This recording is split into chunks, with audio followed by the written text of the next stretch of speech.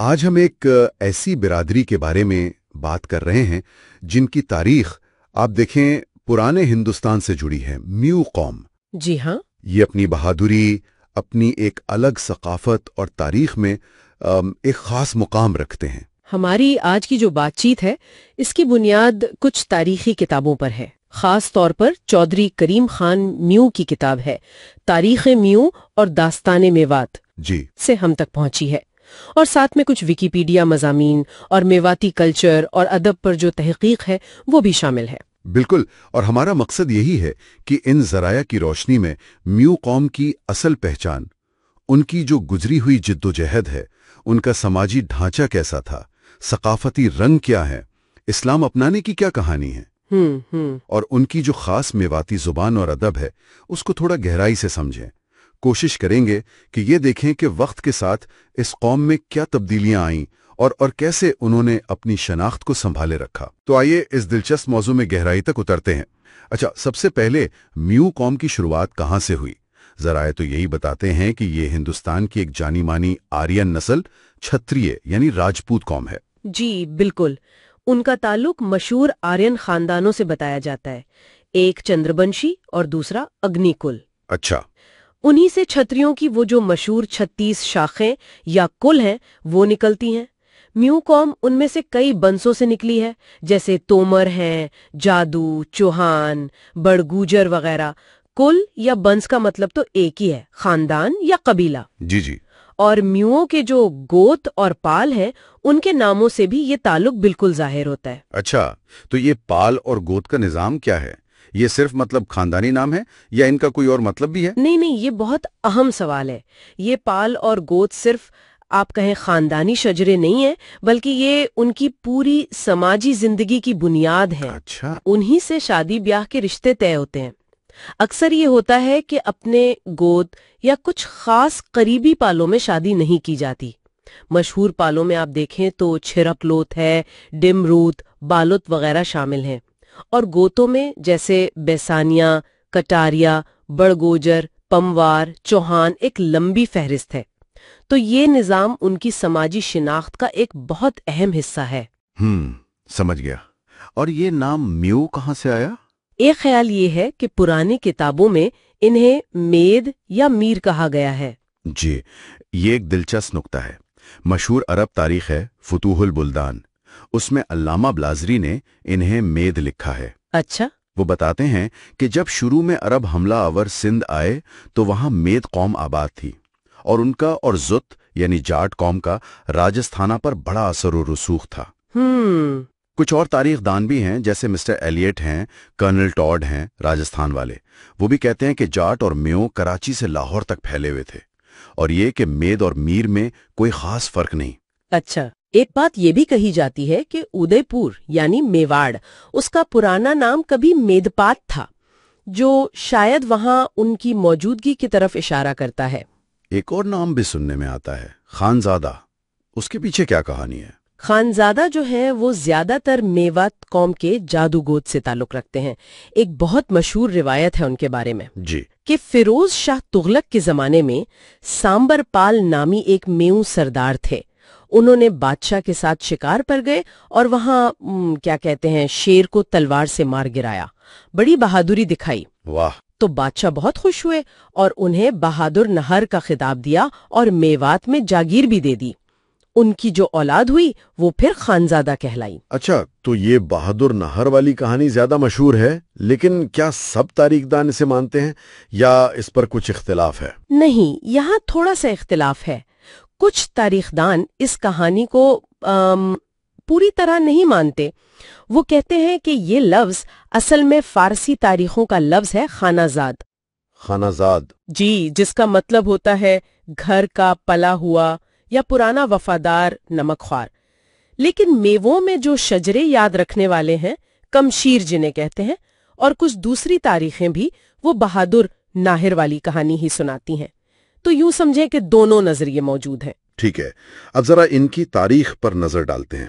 ایسا لگتا ہے ذرائع سے کہ ان کی تاریخ لڑائیوں اور مزاحمت سے بھری پڑی ہے۔ بالکل صحیح کہا آپ نے۔ سندھ میں محمد بن قاسم کے زمانے سے ہی ان کی مزاحمت کا ذکر ملتا ہے۔ اچھا، इतनी पुरानी बात है ये। जी। फिर महमूद गजनवी के हमलों का मुकाबला किया। उन्होंने ताहानगढ़ के मुकाम पर महाराजा तहान पाल थे जादू नस्ल के, उनकी क़ियादत में मुकाबला किया। और देखें, दिल्ली के करीब होना इनके लिए एक तरह से मुसलसल इम्तिहान बना रहा। नासरुद्दीन महमूद, गियासुद्दीन बलबन, इल्तुमिश, इन जैसे कई बादशाहों ने मेवात पर बार बार हमले किए। और इन हमलों में तो यकीनन बहुत नुकसान हुआ होगा। बहुत ज्यादा। कहा जाता है लाखों म्यू मारे गए। इस जमाने में काकोराना बालूत जैसे बड़े बहादुर म्यू रहनुमा भी गुजरे हैं। उनका तो इतना खौफ था, रिवायत है कि शाम को दिल्ली के दरवाजे जल्दी बंद कर दिए जाते थे। अच्छा, इनके खौफ से दिल्ली के दरवाजे बंद हो जाते थे? ये तो वाकई बड़ी जबरदस्त बात है। मुगलों के साथ भी इनका टकराव रहा? बिल्कुल रहा।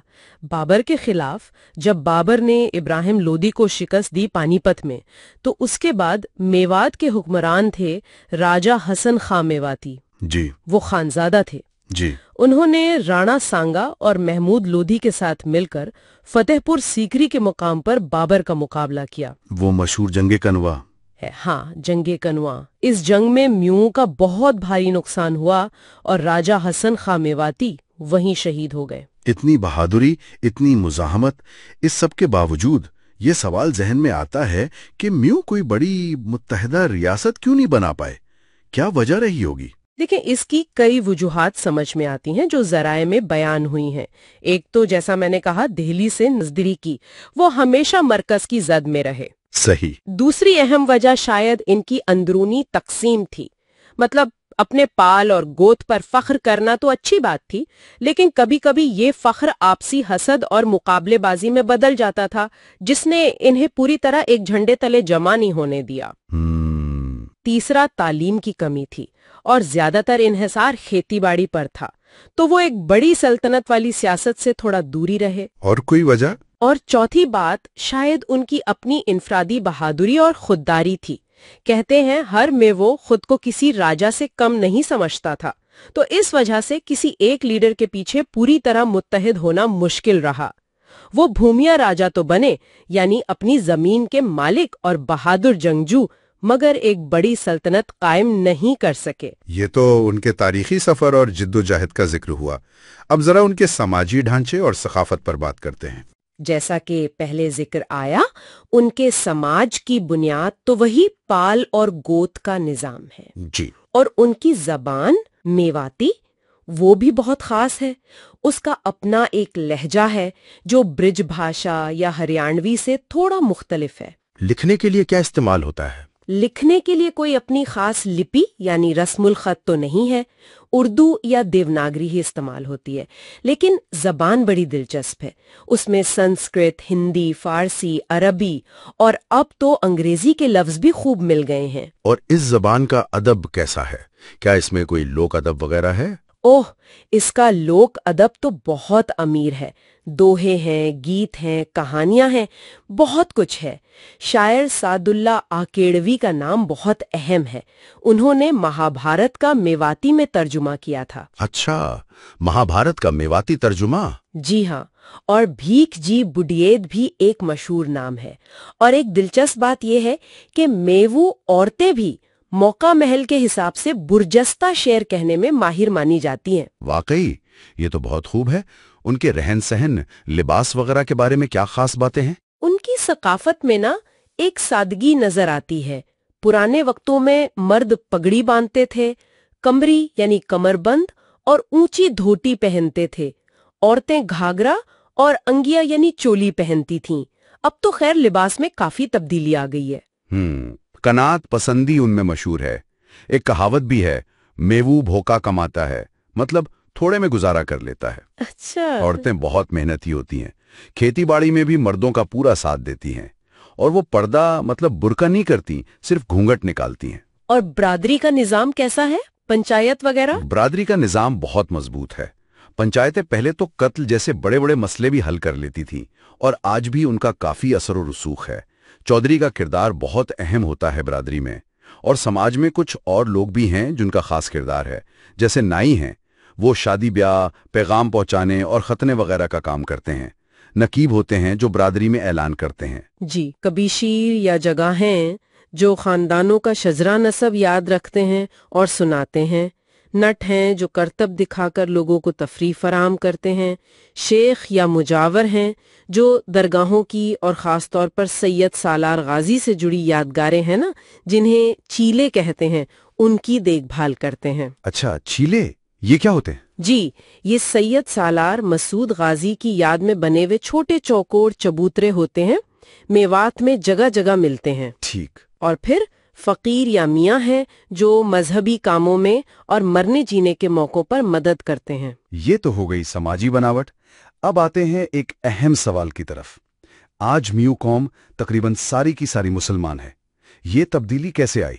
इस्लाम कबूल करने का अमल कैसे हुआ? जी, ये एक बहुत लंबा और आप कहें आहिस्ता आहिस्ता होने वाला अमल था। जैसा मैंने पहले कहा, सिंध में मोहम्मद बिन कासिम के वक्त से ही शायद कुछ न कुछ असर शुरू हो गया था। महमूद गजनवी के जमाने में भी कुछ लोग मुसलमान हुए, लेकिन सबसे ज्यादा असर जिनका माना जाता है वो है सैयद सालार मसूद गाजी। अच्छा, वही जिनके चेले हैं? जी बिल्कुल। इनका ताल्लुक महमूद गजनवी के खानदान से बताया जाता है, भांजे थे शायद। मेवात में उन्हें बहुत बड़ा रूहानी पेशवा माना जाता है। उनके वो चेले इसी अकीदत की निशानी है। फिर बाद में जो मुस्लिम बादशाह आए, जो मुबल्लिगीन आए, और ख़ास तौर पर जो सूफी बुजुर्ग थे, ख्वाजा मोइनुद्दीन चिश्ती अजमेरी, कुतुबुद्दीन बख्तियार काकी, निज़ामुद्दीन औलिया दहलवी, उन सब के असर से ये सिलसिला चलता रहा और लोधियों के ज़माने तक आते आते तकरीबन सभी मेयो मुसलमान हो चुके थे। ये बात वाकई काबिल गौर है कि मजहब बदलने के बावजूद उन्होंने अपनी जो पुरानी पहचान थी, जैसे वो छतरी, रस्म रिवाज, उनको पूरी तरह नहीं छोड़ा। बिल्कुल, और यही उनकी खास बात है। इस्लाम कबूल करने के बाद भी उन्होंने अपनी बहुत सी पुरानी रिवायतें, खासकर वो गोतपाल का निज़ाम, अपनी जुबान, बहुत से रस्मो रिवाज, इन सबको कायम रखा। हाँ, तारीख में तो ये जिक्र भी मिलता है कि पृथ्वीराज चौहान, जिन्हें राय पिथौरा भी कहते हैं, उन्होंने कोशिश की थी कि उन्हें वापस हिंदू बना लें, लेकिन वो कामयाब नहीं हुए। मियो कौम का नाम अक्सर मीना कौम के साथ भी लिया जाता है। इन दोनों में क्या ताल्लुक है? क्या ये एक ही हैं? मीना भी राजस्थान की एक बहुत पुरानी आर्यन क्षत्रिय कौम है। कर्नल टॉड किंगम जैसे जो पुराने अंग्रेज तारीखकान हैं, उन्होंने लिखा है कि इन दोनों कौमों के गोतपाल बहुत मिलते जुलते हैं। अच्छा। और अकबर के जमाने तक तो इनमें आपस में शादियां भी होती थीं। इस बुनियाद पर कुछ लोग ये समझते थे कि शायद ये शुरू में एक ही कौम थे, बस मियो मुसलमान हो गए और मीना हिंदू ही रहे। तो क्या वो असल में एक ही कौम है? देखें, किताब के मुसन्निफ और दूसरे जराए जो हैं वो यही कहते हैं कि भले ही इनकी शुरुआत एक जगह से हुई हो और गोतपाल भी मिलते हों, जैसे दूसरी क्षत्रिय कौमों के भी आपस में मिलते हैं, लेकिन ये दो अलग अलग कौमें हैं। अच्छा है, लेकिन इन्हें एक ही कौम कहना शायद तारीखी और शजरा नसब के जो हकायक हैं उनके मुताबिक ठीक नहीं। अलग कौमें हैं मगर करीबी ताल्लुक रहा है। ठीक है। अच्छा, जराए से ये बात बहुत वाज़ेह तौर पर सामने आती है कि खेती बाड़ी मियो सकाफत के बिल्कुल आप कहें मरकज में है। बिलाशुबा, वो कहावत ही काफी है जो आपने सुनी होगी, मियो को पूत हल को चोटिया आए पकड़ोन जाने है। यानी मियो का बेटा तो बस हल चलाने ही जानता है। बिल्कुल, उनकी जिंदगी, उनकी कमाई, उनका रहन सहन सब कुछ खेती बाड़ी से जुड़ा हुआ है, और ये बात उनकी शायरी और उनके लोक गीतों में भी साफ नजर आती है। कोई मिसाल देकर समझाएंगी कि कैसे शायरी में खेती बाड़ी नजर आती है? जरूर। मेवाती शायरी में आप देखें, किसान की मेहनत का जिक्र है, मौसम की सख्तियों का जिक्र है, कभी कड़ी धूप है, कभी बारिश नहीं हो रही, कभी सख्त सर्दी है, जानवरों की अहमियत खासकर बैल की, उसका जिक्र है। खेती के जो मुख्तलिफ काम हैं, हल चलाना यानी जुताई, बीज बोना, पानी देना यानी सिंचाई, घास निकालना यानी निराई, फसल काटना जिसे लावनी कहते हैं, उन सब का जिक्र शायरी में मिलता है। अच्छा, लावनी? जी, फसल काटने को लावनी कहते हैं। फिर कुदरती आफतें हैं, जैसे खुश्क साली यानी कहत, ओले पड़ना, या एक नुकसानदेह हवा चलती है जिसे हड़िया हवा कहते हैं, उन सब का जिक्र है। और समाजी पहलू? हाँ, کھیتی سے جڑے جو سماجی رشتے ہیں وہ بھی شاعری میں آتے ہیں، جیسے فصل کٹائی یعنی لونی کے وقت دیور بھابھی کا ہنسی مذاق چل رہا ہے، یا جب مشترکہ خاندان سے کوئی الگ ہوتا ہے تو زمین بانٹنے کی بات ہو رہی ہے۔ یہ سب ان کے گیتوں اور دوہوں میں ملتا ہے۔ کوئی شعر یا دوہا یاد ہے آپ کو؟ جی، جیسے موسم کی سختی پر ایک کہاوت نما دوہا ہے، اوسو جا کی تاوڑی میو فقیری لے گیا، مطلب آسوج کے مہینے کی دھوپ اتنی سخت ہوتی ہے کہ میو کو فقیر بنا دیتی ہے۔ یا خود کھیتی کرنے پر زور دینے کے لیے کہتے ہیں، کھیتی کیاری چاکری اپنے ہاتھ سنبھالیے۔ واہ! ایک پہیلی بھی ہے میج کے بارے میں۔ میج وہ لکڑی کا بھاری تختہ ہوتا ہے جس سے کھیت کو ہموار کرتے ہیں۔ اس کی پہیلی ہے 12 نینا 20 پگ۔ اچھا، اور ایسے لوک گیت بھی بہت ہیں جن میں بیوی شوہر سے کہتی ہے کہ آؤ کھیت میں میرا ہاتھ بٹاؤ، یا فصل کون سی بونی ہے اس پر مشورہ ہو رہا ہے، تو پوری زندگی جھلکتی ہے اس میں۔ یہ تو واقعی بہت گہرا تعلق ہے۔ اچھا، آج کل میو قوم کہاں کہاں آباد ہے؟ دیکھیں 1947 میں جب ہندوستان اور پاکستان بنے تو میو قوم بھی تقسیم ہو گئی، کافی بڑی تعداد پاکستان آ گئی۔ جی، پاکستان میں وہ زیادہ تر سندھ میں ہے، تھر پار کر میرپور خاص کے علاقوں میں، اور پنجاب میں ساہیوال جو پہلے مونٹگومری کہلاتا تھا وہاں بھی کافی ہیں۔ اور ہندوستان میں؟ ہندوستان میں تو وہ اپنے پرانے علاقے یعنی میوات جو اب ہریانہ اور راجستھان میں بٹا ہوا ہے وہاں تو ہیں ہی۔ اس کے علاوہ یو پی اور گجرات میں بھی ان کی آبادیاں ہیں۔ اور کیا وہ اپنی اس پرانی پہچان اور روایتوں کو زندہ رکھنے کی کوشش کر رہے ہیں آج کے دور میں؟ جی ہاں، بالکل۔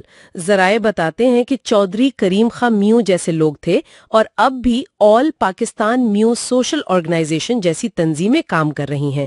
ان کا مقصد یہی ہے کہ قوم کی پہچان بنی رہے اور لوگ آپس میں جڑے رہیں۔ کچھ پڑھے لکھے میو افراد کا بھی ذکر ملتا ہے، جیسے عبدالصمد ہے، طارق جمیل میو ہیں جو مختلف شعبوں میں خدمات انجام دے رہے ہیں۔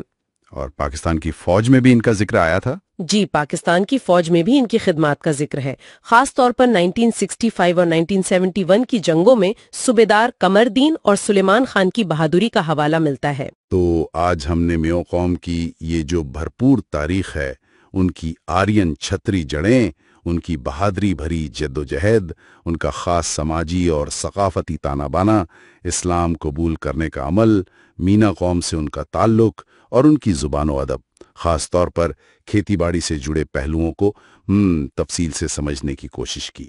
جی، اور یہ بات تو بالکل صاف ہو جاتی ہے کہ میو ایک بہت خوددار، بہت محنتی اور اپنی روایتوں سے گہری جڑی ہوئی قوم ہے۔ انہوں نے تاریخ کے ہر موڑ پر، چاہے وہ جنگ کا میدان ہو یا کھیت کھلیان، اپنی ایک الگ پہچان کو قائم رکھا ہے۔ آخر میں ایک سوال شاید چھوڑ جاتے ہیں سامعین کے لیے سوچنے کو۔ میو قوم کی یہ جو تاریخ ہے، یہ دکھاتی ہے کہ باہر کے مسلسل دباؤ اور اندرونی مشکلات کے باوجود انہوں نے اپنی ثقافتی پہچان اور اپنی زمین سے محبت کو کیسے بچائے رکھا۔ آج کی اس تیزی سے بدلتی ہوئی دنیا میں کیا ان کی یہ مضبوط ثقافتی جڑیں اور یہ کھیتی باڑی سے جڑی قدریں انہیں آنے والے وقت کی مشکلات کا سامنا کرنے میں مدد دیں گی، یا پھر وقت کے ساتھ ان میں بھی بڑی تبدیلیاں آ جائیں گی جو شاید ناگزیر ہوں؟ یہ ایک اہم سوال ہے جس پر یقیناً غور کیا جا سکتا ہے۔